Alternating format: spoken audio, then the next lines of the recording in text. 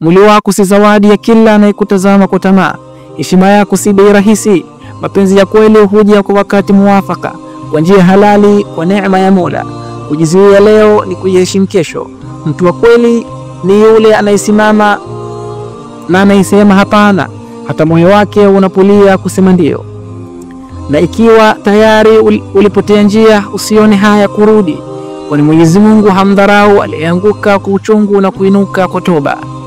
Kwa Mola wetu, toba ya kweli ni ya thamani zaidi kuliko kujifanya msafi mbele ya watu. Rehema ya Mwenyezi Mungu ni pana kuliko makosa yako.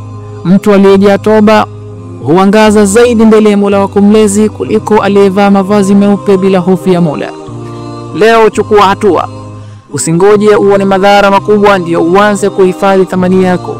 Usingoje jamii kudharau ndio ukumbuke kujiwekea mipaka.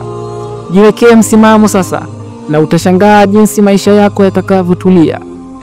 Kwa sababu pale unapoishi ndani ya mipaka ya heshima, hata kama dunia haikushangilii, mbingu huandika jina lako kwa heshima. Na mimi nakwambia kwa sauti ya upendo, kujiheshimu ni zawadi unayojipa mwenyewe, na toba ni nguzo ya kuanza upya bila aibu mbele ya Mola wako.